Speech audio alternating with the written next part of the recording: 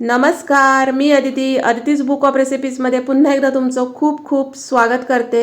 आजची रेसिपी पण खूप इंटरेस्टिंग आहे आणि आजची रेसिपी आहे अंड्याचा केक। पण हा अंड्याचा केक आपण कुठलाही बेकिंग सोडा, बेकिंग पावडर किंवा इनो न वापरता एकदम सुपर सॉफ्ट असा बनवलेला आहे। तुम्ही बघू शकता, जसं आपण बेकरीतनं विकत आणतो सेम तशाच्या तसा अगदी केक हा आपण घरगुती पद्धतीमध्ये बनवू शकतो।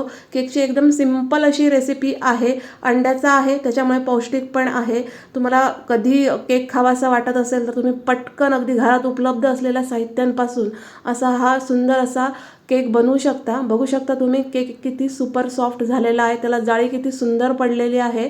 एकदम सॉफ्ट असा केक तयार होतो, चवीला पण खूप अप्रतिम लागतो। त्याचं जे वरचं जे आउटर कवर आहे ते पण बघू शकता तुम्ही किती सुंदर आणि एकदम परफेक्ट असं झालेला आहे। एकदम सॉफ्ट असा हा केक झालेला आहे, एकदम जसं आपण बेकरीतनं आणतो ना तसाच्या तसा सेम। अगदी कमी खर्चामध्ये आपण हा घरच्या घरी अगदी कमी वेळेमध्ये हा केक बनवू शकतो। तर ह्या केकची आता आपण रेसिपी बघूया। तर याच्यासाठी बघा, मी ही अंडी घेतलेली आहेत, ही 4 अंडी घेतलेली आहेत। आता इथं मी गावरान अंडी वापरलेली आहेत, याच्याऐवजी तुम्ही आपली जी नॉर्मल अंडी असतात ती पण वापरू शकता। तर ते चारीचे चारी अंडी मी एका भांड्यामध्ये फोडून घेतलेली आहेत आणि नंतर ती अंडी मी एका मोठ्या टोपामध्ये शिफ्ट केलेली आहेत। भांडं थोडंसं मोठं घ्यायचं, तर त्याच्यामध्ये मी ही फोडलेली अंडी शिफ्ट केलेली आहे आणि त्याच्यामध्ये मी ही पाऊण कप साखर घातलेली आहे आणि नंतर मग हा जो बीटर आहे तर त्या बीटरने मी ती अंडी आता फेटून घेणार आहे। इथं हा इलेक्ट्रिक बीटरच वापरायचा आहे आपल्याला, त्यानेच आपल्याला जे परफेक्ट एकदम सॉफ्टनेस पाहिजे केकला तो मिळणार आहे।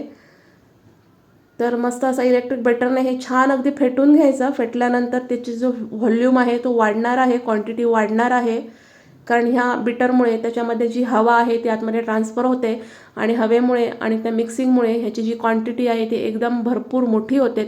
त्यामुळेच मोठं भांडं घ्यायचं आहे आपल्याला, जेणेकरून ह्याची क्वांटिटी वाढल्यानंतर ते बाहेर पडू नये आणि आपल्याला व्यवस्थित बीट करता येईल, याच्यासाठी मोठ्या भांड्यामध्येच हे सगळं करायचं आहे। आणि तुम्ही बघू शकता त्याची क्वांटिटी किती वाढलेली आहे ती।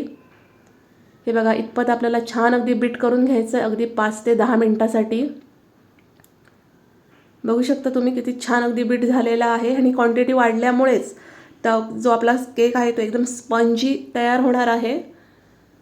तर हे आता बीट करून झालेलं आहे। आता त्याच्यानंतर मग मी याच्यामध्ये पाव कप तेल घातलेलं आहे, नॉर्मल तेल आहे, कुठलंही वासाचं तेल घालायचं नाही आहे। तर पाव कप तेल घालायचं आणि तेवढंच म्हणजे पाव कप आपल्याला दूध घालायचं आहे आणि याच्यामध्ये 1 चमचा म्हणजे 1 टीस्पून आपल्याला याच्यामध्ये व्हॅनिला इसेन्स घालायचं आहे आणि नंतर हे सगळं छान असं मिक्स करून घ्यायचं आहे। व्हॅनिला इसेन्स फार कंपल्सरी आहे आणि त्याची क्वांटिटी पण थोडीशी जास्त ठेवायची आहे, कारण आपण हा अंड्याचा केक करतोय, नाहीतर एक अंड्याचा उग्र असा वास येतो, तर तो व्हॅनिला इसेन्समुळे बॅलन्स होतो। नंतर हे पुन्हा बीट करून घेतल्यानंतर मग मी याच्यामध्ये 1 कप हा मैदा घातलेला आहे। मैदा थोडा थोडा याच्यामध्ये घालायचा आहे, मैदा वापरण्यापूर्वी चाळून घ्यायचा आहे आणि थोडा थोडा मैदा याच्यामध्ये घालून हा एक क्लॉकवाईज डिरेक्शनमध्ये या बॅटरमध्ये मिक्स करून घ्यायचा आहे, किंवा कट अँड फोल्ड या मेथडने हा जो मैदा आहे तो या बॅटरमध्ये मिक्स करून घ्यायचा आहे। हे बघा, थोडा थोडा मैदा घालायचा आहे आणि व्यवस्थित अगदी ह्या बॅटरमध्ये तो मिक्स करून घ्यायचा आहे। कुठेही गुठळी ठेवू द्यायची नाही आहे। मैदा जर चाळून घेतलेला असेल तर कुठेही गुठळी राहत नाही आणि आपण थोडा थोडा घालतो, त्यामुळे तो व्यवस्थित अगदी बॅटरमध्ये मिक्स होतो। ते क्लॉकवाईज डिरेक्शनने हळूहळू हा सगळा मैदा या बॅटरमध्ये मिक्स करून घ्यायचा आहे। खूप छान असा हा केक तयार होतो, मस्त एकदम सुपर सॉफ्ट आणि टेस्टला पण तितकाच भन्नाट। कधीतरी नक्की ही रेसिपी तुम्ही ट्राय करून बघा। एकदा जर तुम्ही ही रेसिपी केली तर तुम्ही ही पुन्हा पुन्हा कराल याची मला खात्री आहे। तर सगळा मैदा मी या बॅटरमध्ये मिक्स करून घेतलेला आहे। जे मी प्रमाण सांगितलेलं आहे ते परफेक्ट आहे। हे बघा, एवढीच आपल्याला कन्सिस्टन्सी पाहिजे या बॅटरची। तर या प्रमाणामध्येच केक करून बघा, खूप छान होईल। तर केकचा टीन घेतला आहे, त्याला मी ऑइलने ग्रीस करून घेतलेला आहे। ह्या केकच्या टीनला ऑइलने ग्रीस करून घ्यायचं आणि नंतर थोडासा मैदा ह्याच्यामध्ये घालून तो व्यवस्थित पसरवून घ्यायचा आहे। हे बघा,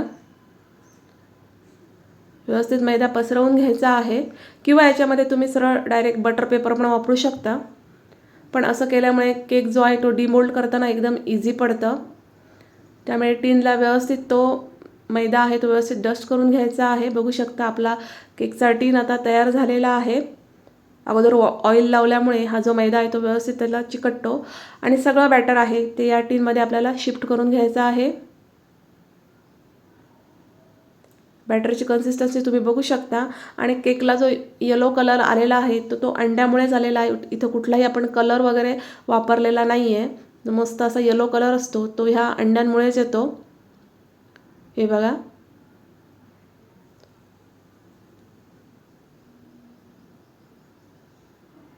तर परफेक्ट असं ते बॅटर सगळं जे आहे ते या टीनमध्ये काढून घ्यायचं आहे। अगदी 4 ते 5 माणसं आरामात खातील इतका भरपूर असा केक एवढ्या प्रमाणामध्ये तयार होतो। मुलं तर नक्कीच हा केक एन्जॉय करतात। माझ्या घरी केल्यानंतर कधीच राहत नाही, अगदी केल्या लगेच संपतो। टॅप करून घ्यायचं आहे, कुठे एअर बबल वगैरे असतील तर निघून जातील आणि नंतर मग आपल्याला हा बेक करायचा आहे। तर ओव्हन जो आहे तो 150 डिग्री सेल्सिअस म्हणजे 150 डिग्री सेल्सिअसला आधीच प्रीहीट करून घेतलेला होता। तर ओव्हन प्रीहीट करूनच घ्यायचा आणि नंतर मग हे जे केकचं भांडं आहे ते त्याच्यामध्ये ठेवायचं आहे। हे बघा, आणि नंतर मग हा 30 मिनिटासाठी आपल्याला हा सेट करून घ्यायचा आहे टायमर याचा। 150 डिग्री सेल्सिअस टेम्परेचर आणि 30 मिनिट्स कन्व्हेन्शन मोड एवढा याचं ओव्हनमधलं सेटिंग आहे। तर तेवढं मी करून घेतलेला आहे आणि हा जो केक आहे तो बेक करून घेतलेला आहे। हे बघा,